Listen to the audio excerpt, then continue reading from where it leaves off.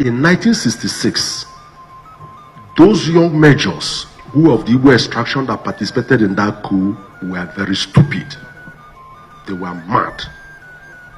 The reason is that in 1966, the Igbos had dominated the social, economic, political space of Nigeria. You had 2 premiers, 3 university vice chancellors, the IG of police, it shall say that the army.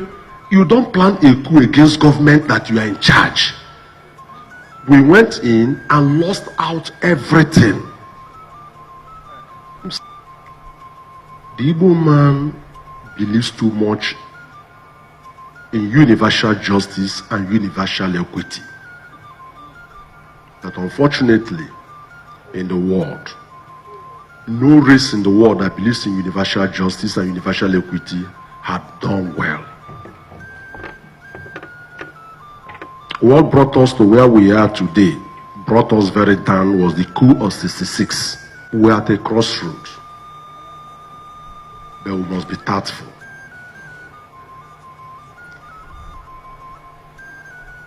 We must be tactful. We must be tactful.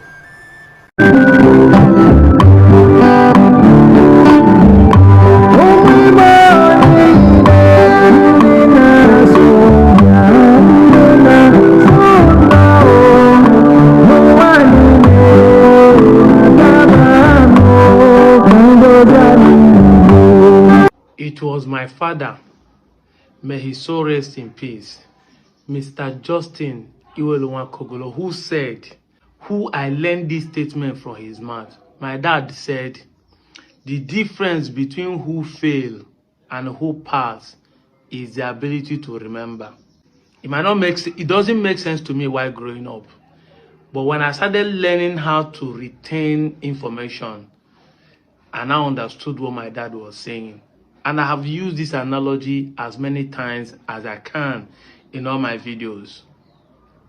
If me and you are in the same class and we are taught the same thing by a teacher, and the teacher concluded by saying, do you understand? Both of us say, yes, uncle, or yes, auntie. It means that we understand. But if they now set the exam, I fail, you pass. It's not because I did not understand. It's just because I did not remember what I understand. Exactly. So the difference between who fail in exam and who pass is the ability to remember. But I keep saying it that even if you forget, internet will not forget in the 21st century. In this century, internet will not forget. Lest I forget, internet brought this video back to me. If you listen to it, you understand. Barrister Uche Okwukwu, the Secretary General of Ohanes and Igbo, from Ikwere land. This is one of the people who contest to be Ohanes the president early this year.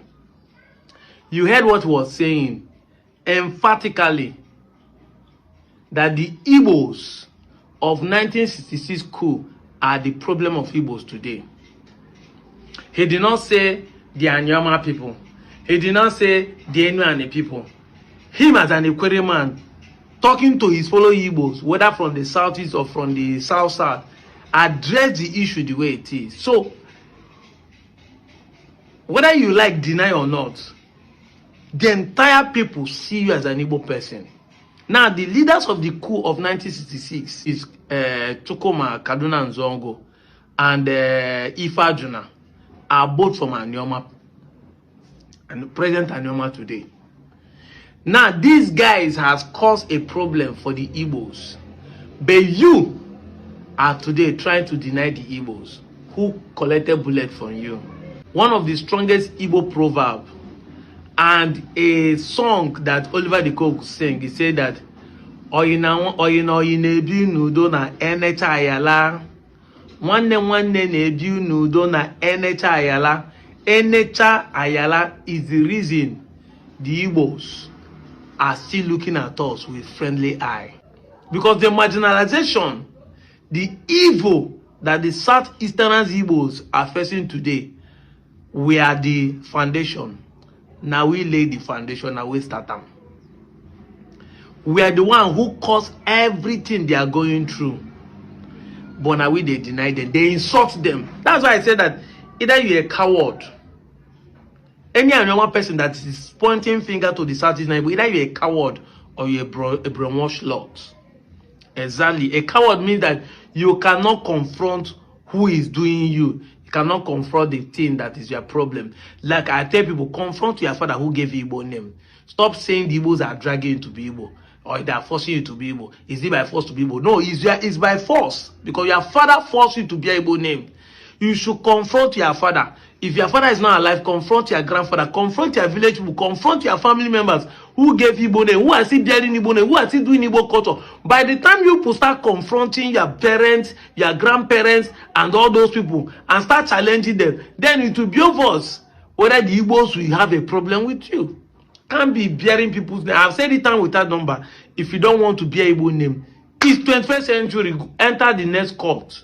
Do affidavit, change your name, change your language. Not just name, change your language, change your name, change your village name, change your culture. When you open your hands, you're up. Everybody will leave you alone. It was said that Turkey used to be a Christian state. Turkey today is not an Islamic state. No Christian is going there to argue with them. No Christian. The Sokoto that you see today used to be a non-Muslim community.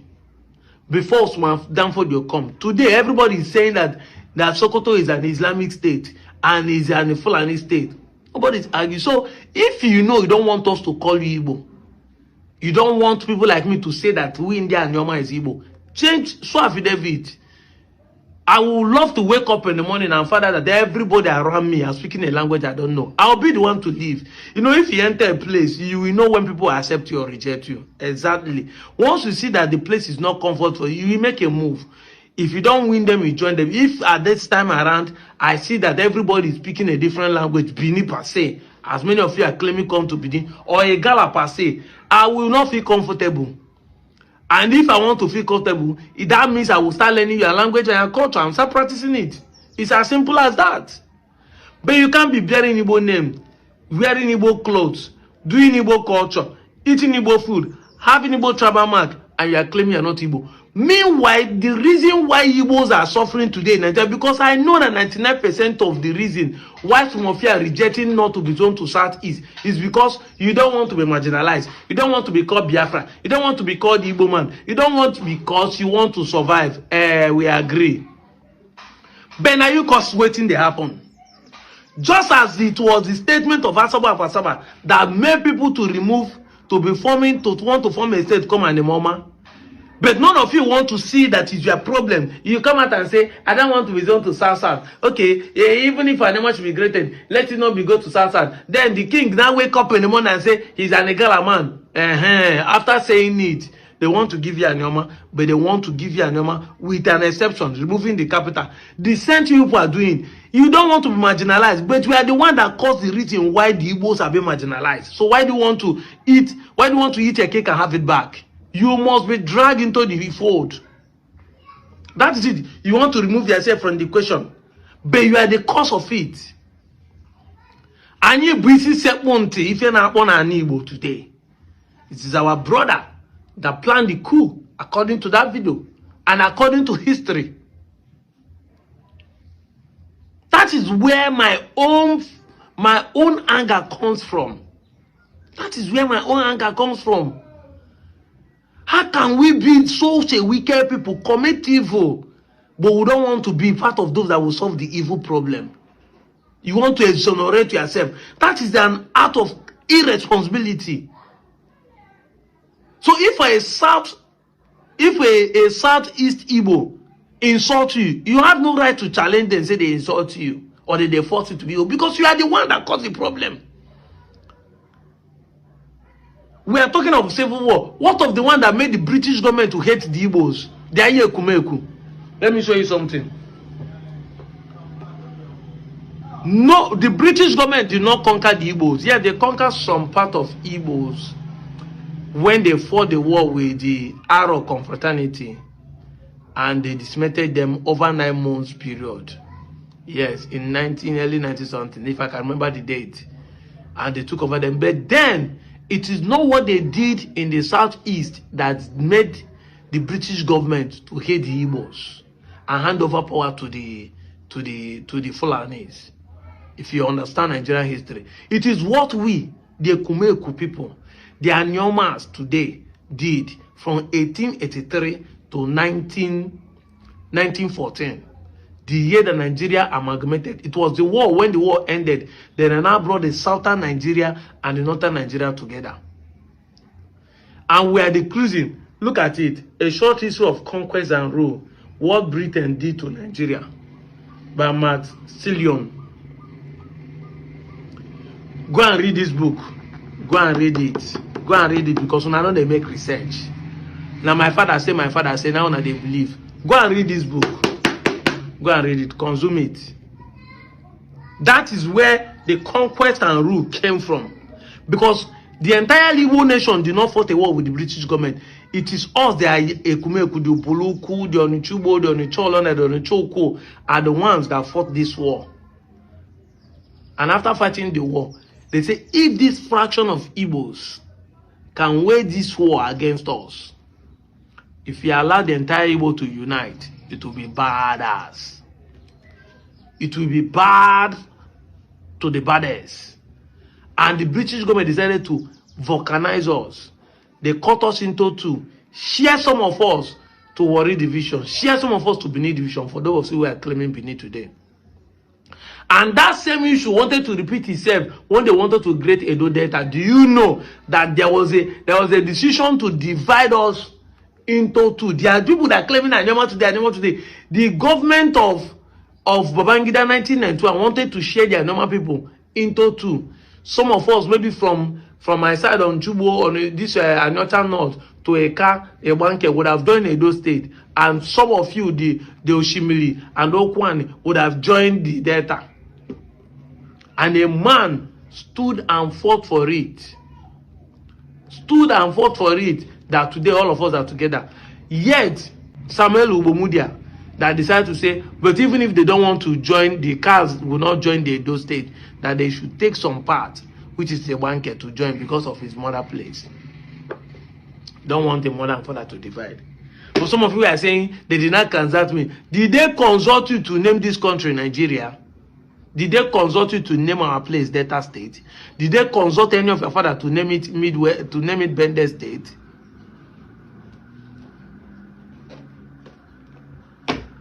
Did they consult any of you? They did not consult today, Anyama. Apparently, the government knows you as an Igbo person. The government sees you as an Igbo person. Because everywhere they go, when they talk of 1966 coup, they talk of the program that led to the war, they remember you. Chukwuma Nzogu from Obanan will always be an Igbo man, but his people are claiming they are not Igbo. They don't want to zone to Southeast. Do you know the kind of apology we own the Southeastern Igbos? You can come and say, but they massacre people in Asaba, they massacre people in Ishiagu, they massacre people in Newtown. Why wouldn't they massacre you? Are you not the one that caused it? Is you not your brother that caused it?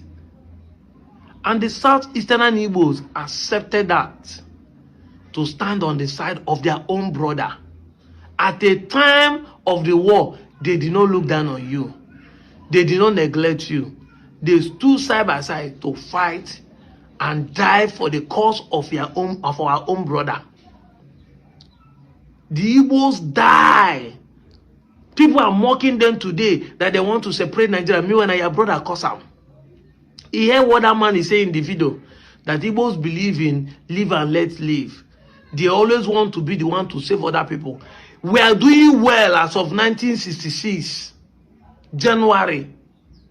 Now your brother Obasabi go around say he won't save people, he won't save Fulani people, because I shared a story.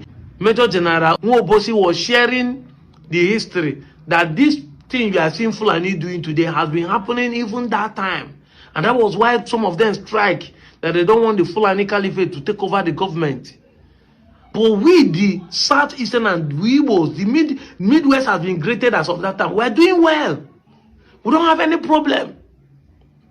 Our brother Obasabi, you won't go save other people. save us and put us into problem. Now we will cause the problem are denying people who are defending us and saying no, even though our brother cause problem, will stand for it. What a shame. What a wicked people we are. We are very wicked. We are very selfish. We are supposed to be apologizing to the Southeastern Igbos. We are supposed to be telling them sorry every morning we wake up.